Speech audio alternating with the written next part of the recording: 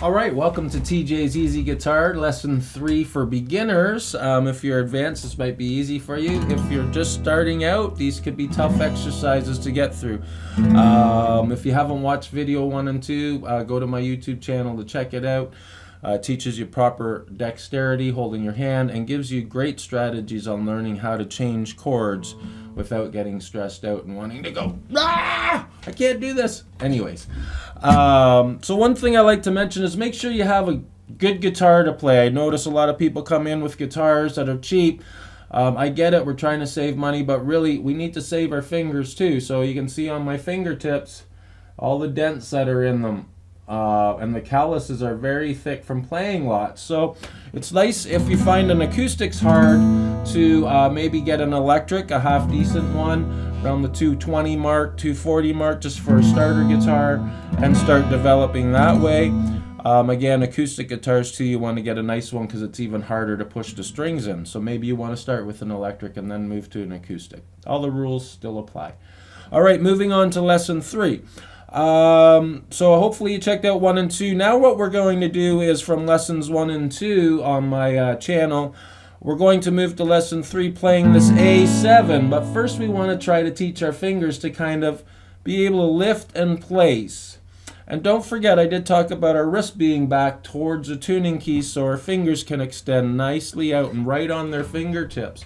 What I'm going to do is bring the camera a lot closer to this part of the guitar, and just remember when we're on the first chord, which is this one, which is A7, I'm basically pressing on string 4 and string 2 using fingers 1 and finger 2, and we always count from the bottom up, 1, 2, 3, 4, 5, 6.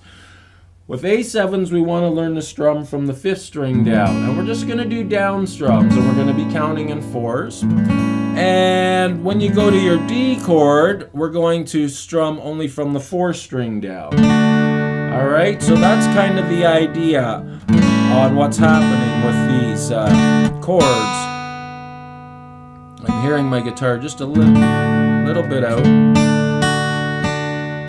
All right, so basically what we're going to do now is I'm going to give you some exercises to work on this. I'm going to get a little bit closer with zoom in with my camera, and then we're going to go and work from there. All right, so we can see here that I'm on this A7 chord, and you can see finger 1's a little bit further back to give finger 2 some room. We don't want to have them jammed up like that. The other thing you can see is that my hand is kind of back more towards the tuning keys like that. So you don't have to be crazy back, like just, I do see people when they come in, they're like this trying to play, and you can see our fingers and our hand look all scrunched up, and it's not a great way to start learning. You want to start learning properly so you can do other things later as you advance. I find people who haven't done things properly from the start have a real hard time advancing and have to go and relearn all this stuff. That's things we don't want you to have to do. So when we start here, and then what we want to do is we want to learn to keep finger 3 up. A lot of times when my students are practicing, their fingers are doing this or they're like this. So what I ask my students to do is finger 3 needs to be close by string 2 on fret 3.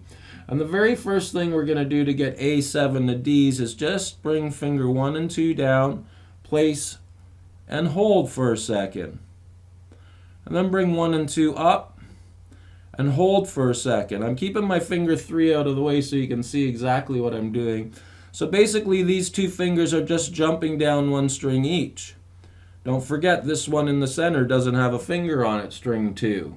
Hard to see because they're shiny strings, I get it. So finger 1's on the very bottom string, and finger 2's on the very bottom string, and finger 1's on 3. Because this finger 3 is going to get ready to jump in here on string 2, fret 3.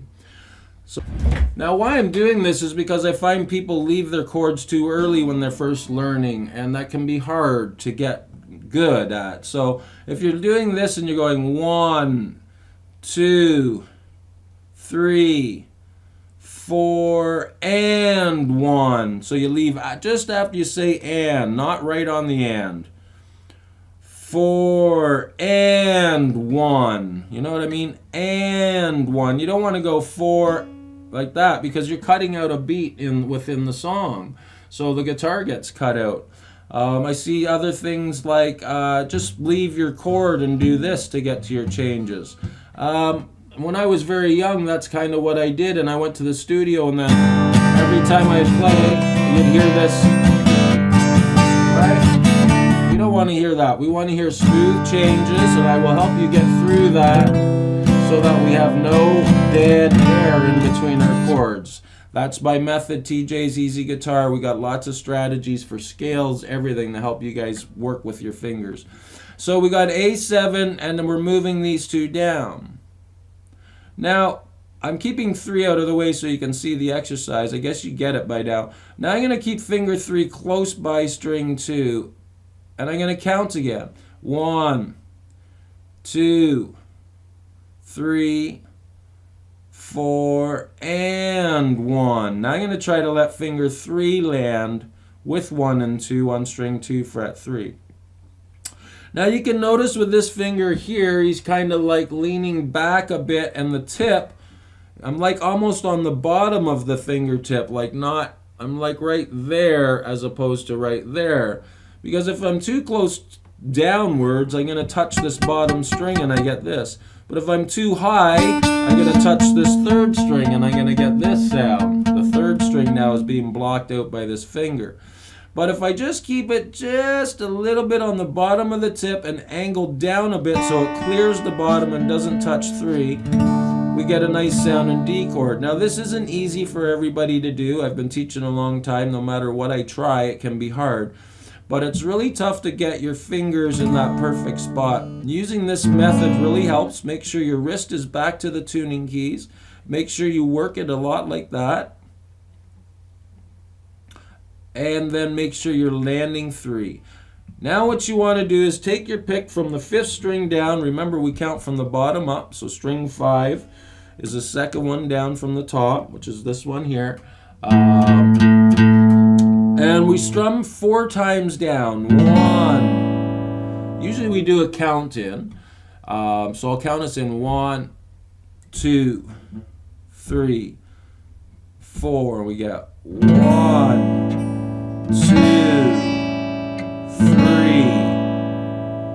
4.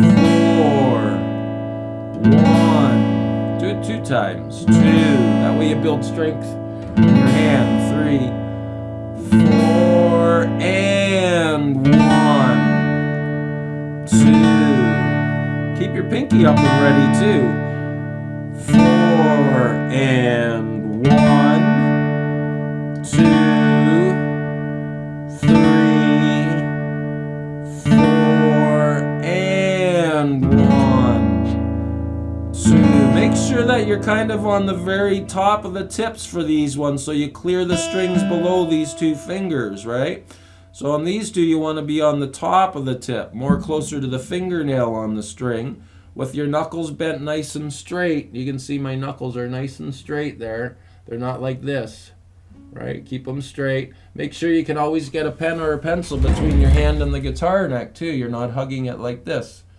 Okay, always listen. And look at that. Don't do this stuff, right, when we first learn. And you can see that I kind of have this backward C shape here from my hand. You know, if we go by the thumb, going by the thumb, and we come around this way, we can see it's almost like a backward C. So you want to have that shape too. Don't forget that when we're playing a D chord, you're actually strumming from the 4th string down. So yeah, that's important to try to think about your pick hand. We tend to forget about our pick hand a lot. So again, we're starting on 5. I'll count us in and I'll go really slow so you can practice with me so you learn to play in time. It seems really easy for people when they're at home and they just get the change, but they're not really playing in time. That's why we learn with metronomes, and this thing ticks in time for us, and that's how you really practice. And you set your speeds and you build your speed up. We'll talk about that too in future lessons. I don't introduce metronomes until you can get the dexterity working in your hands and be able to make the change. So again, we're back here with our hand, making sure our fingers are extended nicely. We clear this 3rd string. It sounds, because there's no finger on it, so we should be able to hear the 3rd string. 4th string, we got finger 1 on, 2nd string, finger 2. bringing them down and landing them on the first string and third string while finger 3 lands on 2. Don't forget, for the A we strum from the 5th string down, from the D we strum from the 4th string down. So we got to think about our pick a little bit. Here I am on my A chord, and I'm going to strum from the 5th string down. 2, 3, 4, and then I'm going to go from the 4th string down for my D. All my students, when I'm teaching them, I'm like, you know, you can't be playing a song like Sweet Home Alabama or something and go. That's the hard part, getting the change in time. Right? And keeping the music flowing. So if you go through these exercises, at the end of that, I will be teaching you how to get through Sweet Home Alabama. That's the goal here. So basically, again, A7, 2. I'm going to count us in and we'll do a practice now.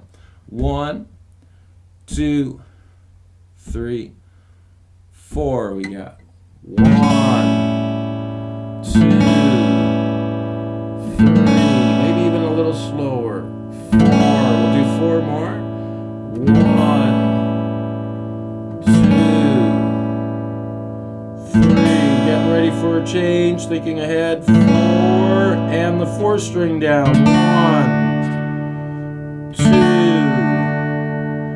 3. We're going to do it 2 counts of 4. 4 more.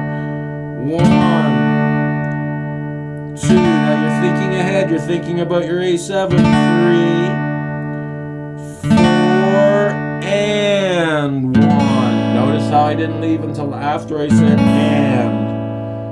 3, 4, and 1, 2, 3,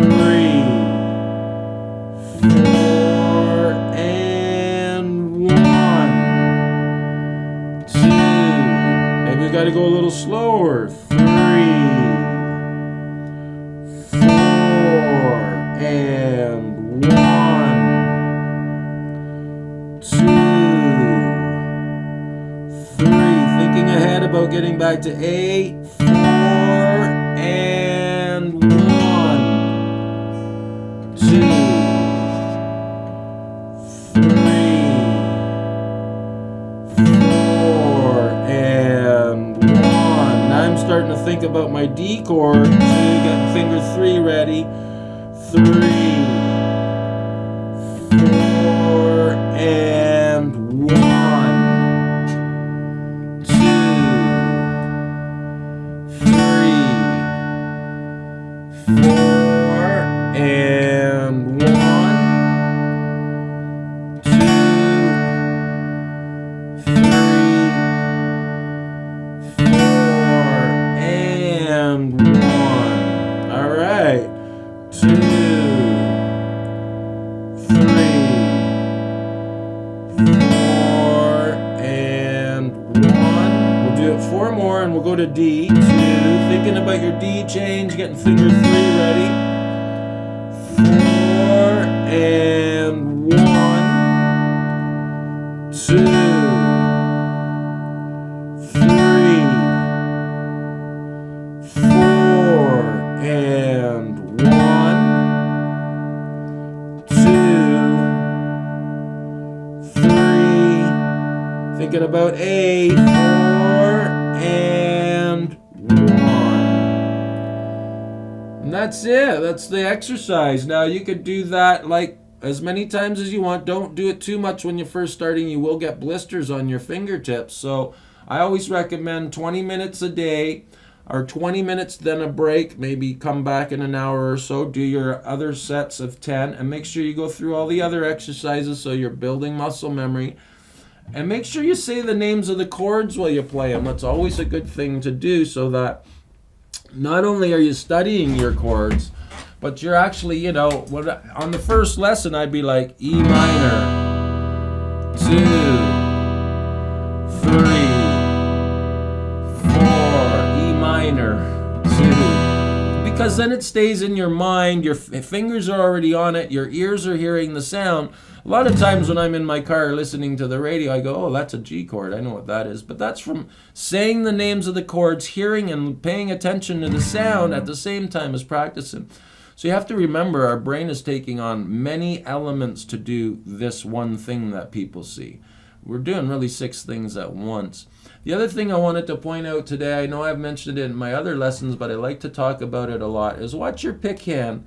You know, put your pick more on the side of your finger. Bring my hand in so you can see it a bit better. But more like, make a hook with your finger, put it on the side, and put your thumb in front. And try to keep your knuckle bent when you're strumming down. I see everybody has their knuckle like that, but then your pick winds up like this. You know, it winds up looking up. You want your pick to look down. And maybe even point like just to the corner of the neck here. And then have your pick sit like that. So when you come down on the edge. And we try not to dig. We try not to let our pick go far into the strings. We want to just keep it right over the top and just the weight of our hand. And don't squeeze so hard that you create tension in your arm and all the way up your shoulder. That tends to create pain in your neck and your back. That's not how we really play anyways. When we're strumming, we're actually using our wrist more. We don't even really use our arm. We don't strum like this. I mean, when you see bands and shows, they're putting on a show, so they're doing a lot of cool things for their stage presence. But when we're learning, we try to learn and develop properly, and that way we can do all these other things. Now I notice with my pick, I come down on the edge this way. When I come up, it's kind of like I sweep up in a half circle motion, not straight up. I'm more like that. So some strumming tips. We'll talk lots about strumming and rhythms once you can make your changes, just counting in 4s. All right, I hope everybody who's just got guitars has really listened to this tutorial about getting proper guitars so your fingers don't hurt. That discourages a lot of people, as well as learning dexterity properly, keeping your wrist back, making sure you're on your fingertips.